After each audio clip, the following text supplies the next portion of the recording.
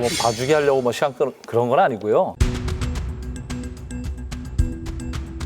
박근혜 대통령 때 그 세월호 참사 7시간이 논쟁이 됐었잖아요. 근데 그게 화면 사유에서 빠졌는데 그걸 보충 의견, 소수 의견을 넣느냐를 가지고 계속 그 논쟁이 있었습니다.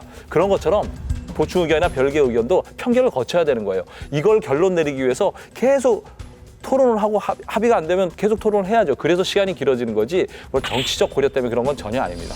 사실 헌재 판결이 어떻게 일어나는지 뭐 헌법재판관들이 자기 가족들한테도 얘기 안 하니까 밖에서도 이렇게 해석을 좀 하는 것 같은데 제가 문제가 될 게 있다라고 하면 이 절차적인 부분이거든요. 예를 들어가지고 내란죄를 뺐잖아요. 처음에 민주당에서 하여튼 소출을 하기 위해서 온갖 있는지 없는지 다 끌어가지고 마구마구 넣은 겁니다. 그러다 딱 보니까 내란죄가 들어가면 길어지겠네? 싹 빼버렸거든요. 근데 거기서 이제 어떤 문제가 생겼냐면은 사유가 좀 달라진 거 아니겠습니까? 그러다 보니까 안철수 같은 분이 이제 만약에 거기서 내란죄가 빠졌다면 나는 그때 그 탄핵에 찬성하지 않았을 것이라는 분이 실제로 나타났단 말이죠.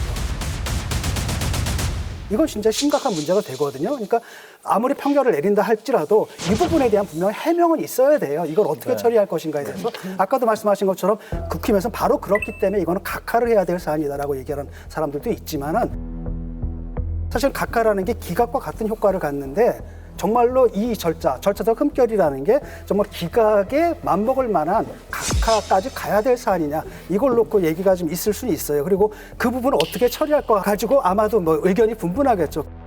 그것 때문에 좀 늦어진다? 이건 상상할 수 있지만 다른 가능성은 제가 그래서 상상이 제가 처음부터 저는 각하해야 된다고 주장을 했습니다. 그러니까 이 탄핵 소추안에 대해서는 저는 각하 또는 기각해달라고 제가 탄원서도 2번이나 제출을 했습니다. 우리 의원님들 첫 번째는 76명, 두 번째는 82명과 함께 탄원서를 제출했는데요.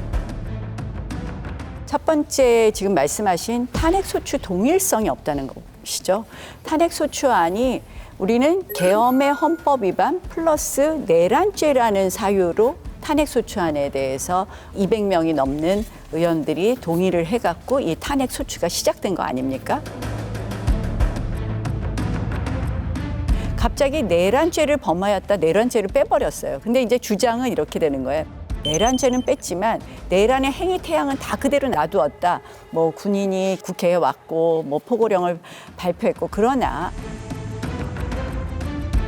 안철수 의원이 말한 것처럼 이 정치인들은 내란죄라는 것이 있는 것과 없는 것이 정치적 의미가 다르기 때문에 내란 행위에 태양이 있다고 해서 탄핵소추안이 동일하다고 볼 수는 없는 것이죠. 그렇기 때문에 동일한 탄핵소추안이 아니다.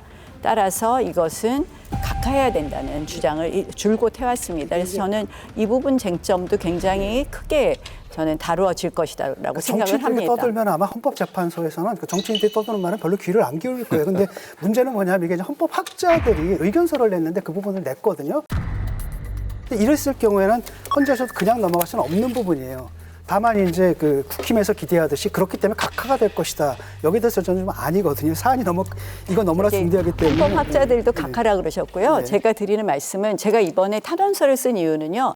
마흔여 권한쟁의 심판 청구를 심판에 대한 헌법재판소 결정을 보니까 국회 시스템을 잘 모르시더라고요. 그래서 제가 이번에 탄원서를 쓰게 됐는데요. 각하가 안 된다고 하더라도 기각해야 되는 이유는 그 헌법재판소에 가서 불리한 증거는 딱 2가지입니다. 곽종근과 홍장원인데요. 곽종근, 홍장원은 이미 오염되거나 협박되었다는 것이 보여지기 때문에 결국은 증거가 없는 것이 된다. 그다음에 2번째, 그걸 증거 능력이 있다고 인정한다고 하더라도 과연 그러면 대통령을 자리에서 물러나게 할 정도로 중대한 것이냐. 그걸 따질 때 뭘 따집니까? 결국 국정마비의 수준. 그 민주당이 얼마나 국회를 파탄냈느냐를 보게 되는데 국회가요.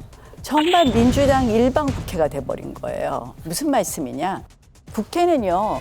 합의민주주의 원리가 먼저입니다. 다수결의 원리라는 것은 상대방의 토론과 반박의 기회를 주고 불가피할 경우에만 적용되는 것이죠. 그래서 국회는 본회의장에서는 표결을 하지만 상임위하고 소위회의장에서는 표결을 하지 않는 것이 원칙입니다. 그래서 상임위 소위에서 표결을 했다는 것은 바로 일방 표결을 말하는 거거든요. 그래서 18대 국회는 4년 동안 44건, 19대 10건, 20대 7건, 21대 민주당이 이제 힘이 세지면서 64건을 표결했는데요. 22대 들어서 지금 9개월 지났는데 몇 건 표결한 줄 아십니까? 상임위 소위에서 117건을 했습니다. 117건. 야, 근데 아니 저 한 말씀. 예. 이대로 하면 600건이에요. 600건. 저는 민주당이 이렇게까지 심하게 국회를 마음대로 할 수 있느냐. 국회를 이렇게 일방적으로 해? 의장, 법사위원장 다 가지고 국회를 이렇게 마음대로 하니까요. 정말 지금 뭐 이 국정 마비의 수준이 심각한 수준이라는 말씀을 드립니다. 그게 뭐 똑같이 할 말이 있는 것 같습니다. 제가 국회가 이렇게 된 것은 뭐 싸움이라는 게 어느 한쪽만 잘못해서 싸움이 이루어지지 않는 거거든요. 22대 국회 들어온 이후에 대통령하고 제1야당의 당대표, 그다음에 국회 다수당의 대표하고 형식적인 그냥 별 의미 없는 대화 한 번뿐이 없었습니다. 그 위에 이재명 대표가 대통령과의 대화를 8번이나 요구했는데 다 거부당했습니다. 대통령의 법률안 거부권 행사가 일상화돼 있어요. 지금 그다음에 한덕 총리도 마찬가지. 물론 그거 다 일방 처리했으니까 그러지만 합의가 안 되면 최종적으로는 다수결을 할 수밖에 없는 겁니다. 아니, 근데 저는 그래서 국회 운영의 문제가 아니라 너무하잖아요. 헌법재판소에서 특히 이게 각하돼야 된다는 거 관련해서는 내란죄를 뺐기 때문에 재의결을 해야 된다. 이게 사안이 소추 사유의 동질성이 상실됐기 때문에 다시 재의결해야 된다고 하지만 그건 안 되니라고 보고 있습니다. 왜냐하면 그 부분에 관련해서는 첫 재판에서 그 문제 제기를 했을 때 정영식 주심 재판관이 이건 우리 법원에서 알아서 판단하겠다라고 얘기했습니다. 근데 관련해서는 이미 박근혜 대통령 탄핵할 때 국회 소추위원장이었던 권성동 의원이 뇌물죄를 넣었다가 뇌물죄 뺀 사례가 있거든요. 저는 그래서 다르다고 말씀하실지 모르지만 비슷합니다. 그래서 이 문제는 변론기 11차례나 진행됐어요. 만약 이게 결정적으로 문제가 됐다고 하면은 11차례가 진행을 하지 말았어야 됩니다. 저는 이제 각하는 안 될 것 같고요. 그러니까 이 부분에 대한 언급은 분명히 있을 것 같아요. 이 부분은 이렇게 우리가 판단한다. 아마 헌재 판단이 거기 담길 것 같지는 않고 기각은 이거 안 되죠. 사실은. 아니 중대한 위반이라고 하는 헌법과 법률의 중대한 위반인데 내가 아무리 생각해도 대통령이 헌법과 법률을 더 중대하게 위반할 수는 없어요. 국회에다가 군대를 보내는 것 이상의 어떤 일을 할 수가 있어요. 난 그것 이상의 더 중대한 위반이 머리에 떠오르질 않아요. 저는 그건 분명하다고 보고요. 다른 한편으로는 그 여당의 폭주 이건 저도 늘 비판해 왔던 거거든요. 하지만 여당의 폭주를 바로잡는 게 비상계엄은 아니죠. 왜냐하면 대통령이 인정해야 되는 거거든요. 소수 정권이라는 걸 인정을 했어야 되는 겁니다. 그렇다면 뭐 하고 들어가야 되냐면 타협의 자세로 들어가야 되는 거예요. 대통령은 뭐라고 생각하냐면 저들이 다수당이고 난 소수당이지만 나를 관철시키겠다고 하다 보니까 충돌하면서 이쪽에서는 그냥 무자비한 입법 독재를 하는 거고 저쪽에서 무조건 거부권 행사하고 탄핵하고 이러면서 여기까지 온 거라는 거죠. 거기서 물론 민주당의 책임이 있지만 그걸 갖다 계엄이라는 극단적인 방식으로 해결한 거 이거는 용서가 안 되는 겁니다.